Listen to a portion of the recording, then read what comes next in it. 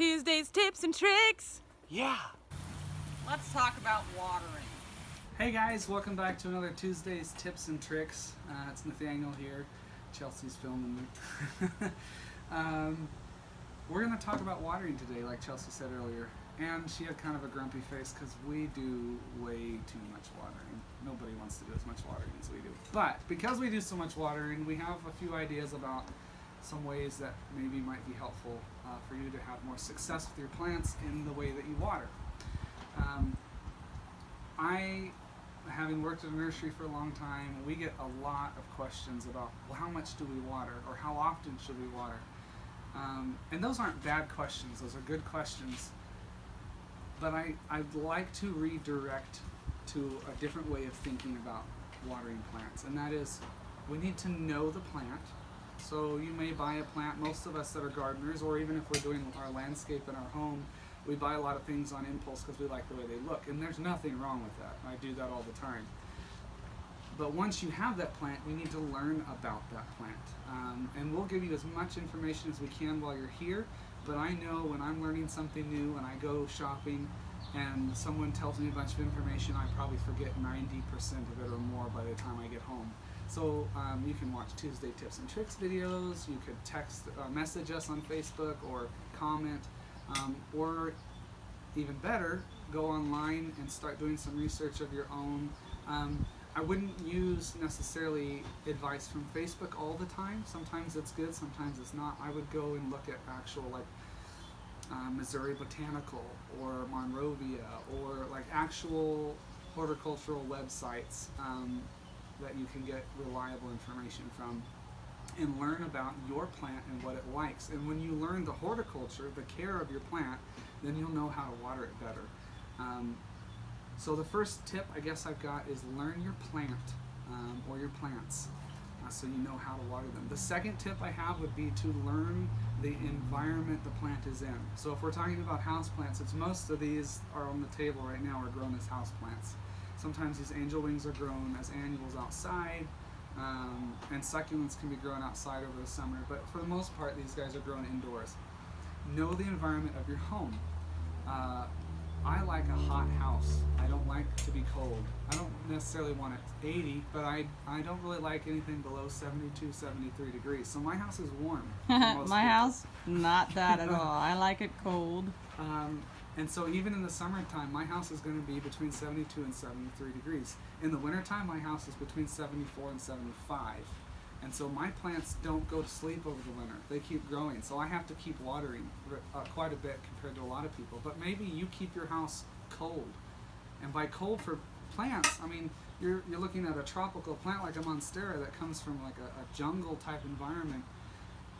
It grows in a place that's hot all the time and very humid. And so when you have a cold, dry house, it's going to slow down the growth of the plant. It won't hurt the plant, but it'll grow slower. And that means that it needs less water. The more a plant is growing, the faster it's growing, the more water it's taking in and using, the more water you need to give it. Just like you when you're working out and you're getting thirsty and you're sweating, you need more water. You're sitting at home watching a movie, it's your day off, and I like to bum around the house sometimes on my days off. I don't need a lot of water. I'm not exerting, I'm not using water. I don't need as much water. Your plants are the same way. The more they grow, the more they need. So a warmer house probably needs more water. In the wintertime, when your heater's running, heaters dry out the air, and that's taking moisture out of your pots. And so you need to water. Pay attention to that. You might think, well, it's colder, there's less daylight, they are growing slower, but sometimes our heaters are running so much that, man, every 5 days that pot's bone dry. I better water every 5 days. So know the conditions the plant's going in your landscape. Your plant's in the shade, but it's under your big oak tree, and your oak tree's sucking up gallons and gallons and gallons and gallons and gallons of water every single day out of the soil. So your hostas that you just planted under your oak tree are competing for that water. And so you might think, well, they don't need that much. It's shady. I can probably cut back. Hostas like moist conditions. They can tolerate drought, but they prefer moisture. And they like shade, and so sometimes when it's in the shade we forget, oh, maybe I need to water that. And sometimes in the sun, we think, man, it's hot, it's sunny, it's the south side of the house, it's up against the brick on the garage, and the driveway's right there, we've got a lot of rock in the landscape, it's just baking hot, and we think, man, we really need to water that. And while that might be true most of the time, maybe we have heavy clay soil and we've got either a thick layer of mulch or gravel down on top of the soil and weed berry under that on top of the soil, and there's not a lot of water escaping the soil. So maybe we're overwatering and things are drowning, even though our intentions are really good, but we haven't learned the environment and all the specificities, if that's a word, that are going on in the plant's home. Let's see, what else can we think about here for watering plants? I think another thing is to just be observant. Yes. Sometimes you don't know what's going on and you just need to check it. Yep. And I think that is probably the simplest and easiest tip that we can give you. Yes, so know your plant, know the environment, and the way you learn those two things along the way is what Chelsea just said. Check on your plant regularly. And checking doesn't mean walking by, oh yeah, it looks pretty good, and then you leave. Checking means you look at it, you really examine it, you pick it up, you go into this begonia is clearly stressed. There's brown tips on it, there's some yellowing in the foliage. It's blooming very well, but it's got some stress going on. And it's dry. But to know that, sometimes you need to pick it up and feel the weight of the pot. Or stick your finger down in a couple knuckles and see how dry it is. You can do that in your trees and shrubs and perennials in your landscape too. Go stick your finger down in the dirt. If it's dry up to your second knuckle, it's probably ready for a drink for most plants. If it's not, back off and wait another couple days and come back and check again later. And then again, then you have your succulents right here. Yep. That guy, maybe he is dry down into the second knuckle, but he's going to be fine. Yeah. Maybe he likes it a little drier. Yeah. So a lot of times on succulents, I'll tell people let them go bone dry, and then maybe even let them sit bone dry for a couple days to make sure they really are completely dried out. Because Then those guys are storing all that water inside of them, you know? Yeah. And then when they've been sitting dry for a few days, give them a good soak, and they'll store that all up, and you're going to let them go completely dry and sit dry again for a while. And that would go the same if you have, like at my house, I've got cacti and succulents that are hardy growing in the ground. Maybe you have a desert garden planted in the ground. I don't water ever in the ground. There's enough with rain for sedums and cacti that are planted in the ground that they don't need water in our climate. But in a pot, you are going to need to water it once in a while. When it comes to houseplants, probably the number one thing that kills them is usually overwatering. Especially lately now because houseplants are trending. Yep. So you buy all these houseplants and you just want new to houseplants and you just want to be around them, and you just want to, you're at home with nothing to do on your day off. Yep, we want to maybe dote over them. Or you've been home during quarantine and you're bored and you got new plants and you just want to take care of them. Well, they want you to back off. Yeah. Like, give them some space. Yeah.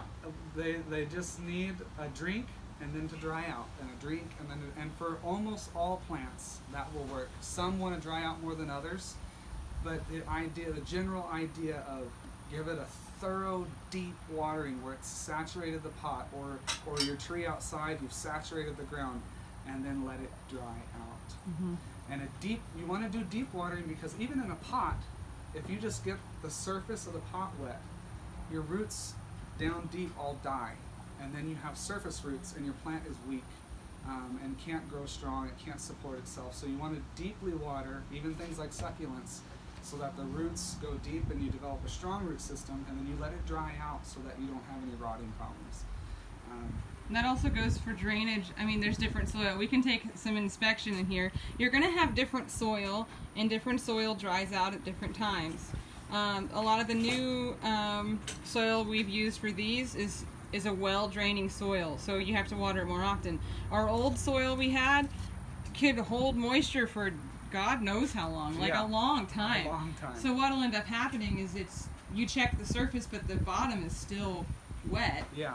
And then it's starts to rot down there, Right. and leaves are turning black and coming off. The plant's wobbly. You move it, and it's like falling over. You know. The other thing, Chelsea's talking about soil, which is very important. And like in these, we actually mixed in more drainage. These little tiny guys. These guys dry out all the time. They're so shallow and so tiny and well drained. So they get watered pretty much every single day. Mm-hmm. And that's, you'll hear online. I'm on a lot of Facebook plant groups and pages. A lot of advice about only water your succulents every 2 weeks or once a month. Don't follow a schedule for watering your plant in the sense that you're watering, well, it's been 7 days, I'm going to water. It's been 10 days, I'm going to water. No. Now there is a way to have a schedule that helps. It's not bad to have a schedule where, you kind of browse your plants quickly every day or every 2 days where you see them. But maybe every Sunday or every Saturday or whatever your day off is, you spend a good hour just checking them all and making sure that they're in a good situation, that they're not too dry, watering them, fertilizing. That's a good way to have a schedule where you pick a day every week and you set aside some time and you really investigate your plants and make sure everything's okay. And the rest of the week you just kind of briefly, oh, it looks good. But to have a schedule in the sense that every 7 days I soak that pot, you'll rot some plants. Especially if you're saying every 7 days I'm going to water and you have a variety of different kinds of plants. So that might work for one plant, but you have to remember that your other plants are different. They're just like people. They have different needs. They, different wants, and that's what you got to do. Chelsea and I have to drink a lot of water working outside. And Nathaniel drinks way more water than me because he does a lot of the heavy lifting around here. But if we worked in an office or indoors, we wouldn't need to drink. We'd still need to drink plenty, but we don't need to drink as much as we do when we work outside. And for sure, we feel when we need to drink water. A Yeah. lot of the time when you work in an office, you're like, I probably should drink water. It's been like 3 hours, Right. Your plants will tell you, I'm thirsty. And boy, will they tell you, Yeah. especially if you have a calathea, one of those over there. Oh, man, they will tell you. And they will be mad at you for a long time afterwards. So let's go back to the soil. So this here is really well drained. You can see some of the rocks and that kind of thing in here. This one is well drained, but it's not as draining as these are here, And this, isn't he beautiful? This is a black dragon sansevieria. They've changed the genus to Dracaena, but I will continue to call him sansevieria. But if you know that and you're like, he called it a Dracaena, well, I know. Well, I don't care. It's just a plant. It's cool. A black dragon snake plant, basically. It's a gorgeous dark-colored leaf, stays short, form nice big clumps, but they're a succulent. And they can tolerate low light, but like these guys, they want to get really dry. We just watered this today, so it's soaked. The pot's even damp. We won't need to water him for a while. For probably several But days. again, every day that we water, because we have to water all these perennials every day, we're going to come over here and check and see if he needs anything. Right. And then keep in mind the type. This goes back to knowing the environment the plant is in. So we may pay attention to the conditions in our home, but sometimes we don't even think about what kind of pot is it in. This is terracotta. There's no glaze or paint on this. There's a big drain, well, it's not a huge drain hole, but there's a drain hole in the bottom and it's free draining soil. This is going to dry out much faster than the succulent in the plastic pot. He's also in heavier soil. And the drainage holes there are good drainage holes, but because it's plastic, the soil and the roots can't breathe like they can in the terracotta. So this dries out a lot faster. It means if you grow in terracotta, which I prefer to, you do have to water more often, but I think your roots are generally happier with that. Well, and the other thing to think about what you got a new plant, you want to put it in a pretty pot, you better make sure there's a hole in the bottom. Yep. And if it's a small hole, you better be sure you're checking that, because what'll end up happening, you think that, you think you should be watering it, you water it and it's just not draining out and there's water sitting in the bottom, or you have it sitting inside of a pot, and then that thing doesn't drain. Or and then, the saucer underneath it's full of water and you forgot to empty the saucer. Yeah. Like Chelsea was saying earlier, the biggest thing to knowing how to water your plant is just to pay attention to them. If you don't pay attention... And look how beautiful. Yeah. Why wouldn't you want to pay attention to this little guy, Look at that newbie. Look at those new leaves. There's just so many exciting things with plants. Of course, we're nerds because we work here and that's what we do for a living. But And then when you're watering outdoors, and maybe we could go walk over to a bed over here and we can show you guys. When you're watering your landscape, if you don't have a sprinkler system, sometimes a lot of us have sprinkler systems. We have a lot of irrigation systems here, and that's set to a timer, and you can adjust that based on the time of year and all that. That's great. Usually that's enough for most of the time. But maybe you have a spot where the sprinkler doesn't hit and you're not noticing that, so pay attention to that. Or maybe you don't have a sprinkler system. The worst way you could water plants in the ground is this. Okay, pretend this is hooked to a hose and there's water coming out of it. This is the worst way I could water this bed. Just all over, quickly. This is surface watering. This doesn't promote strong root growth. It doesn't even get the water down to the roots. It just probably dampens the mulch in your flower bed, and that's about it. Maybe raises the humidity for an hour or two. If you're spraying the foliage down like this, they don't need that. That's what rain does. This water coming out of your faucet is either well water or tap water. It's full of minerals, maybe chlorine and chloramine if it's tap water.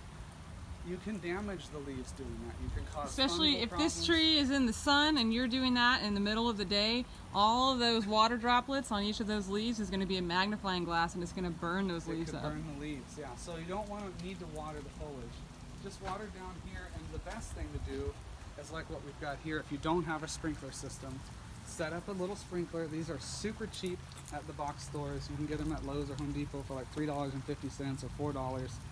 And just let it run for 30 minutes, 45 minutes, maybe even an hour if it's been a long time since you've watered, and let a nice, easy, even, slow dribble shower come down on your soil, and that allows that to soak in. And then you're going, what, an hour? That's a lot of water. That's a high water bill. If you do that, you won't have to water very often, especially if you use mulch. If your landscape has a good 3-4 inches of mulch down on it, or you have river rock or gravel to hold the moisture in, and you let a long, slow soak happen, you won't have to water very often. And you can go, like at my house,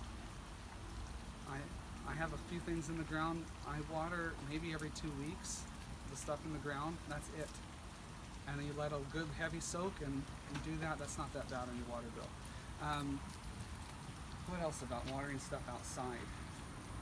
Obviously pots outside are probably going to need to be watered every day. You might even check twice a day if you have them out on your patio. Just in the morning before you leave for work, and in the evening when you get home. Because especially as the season goes on, we're in late season, maybe beginning of summer, you only needed to water every other day.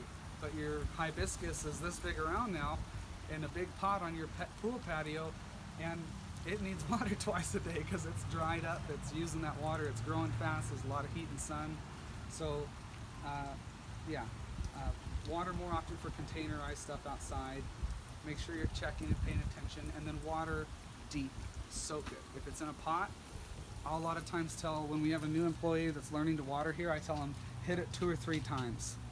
Don't just fill the pot to the rim once. Fill it, back off, maybe go water the next ones down the line, come back, water it again, come back, water it again. And then you know it's soaked and it's saturated, and it's not just pockets of moisture and pockets of dry.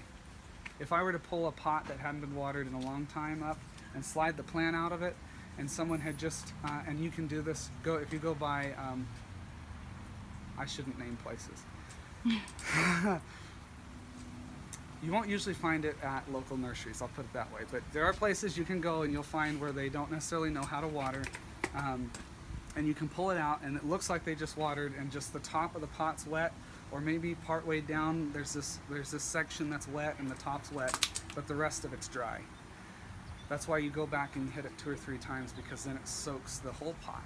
And then all the roots can take in water, and you're, again, encouraging that strong, deep root system. So I think that's all I have. Do you have any more, Chelsea, on watering plants? I think this is pretty long, so. We might have overdone it. But we just care, and we know that you care about your plants. And we know. And part of the reason why we're doing this video is we've had several people come in, or people send us pictures like, what's wrong with my plant? And a lot of the time it's just, you just got to be more observant with your plant and just see what it needs. Yeah. So know the environment, know what your plant needs and what they like, and also just be observant and see what's going on. Yep, those are the best 3 tips we can give you. Yep. All right, folks, that's your Tuesday's tips and tricks. Have a great week.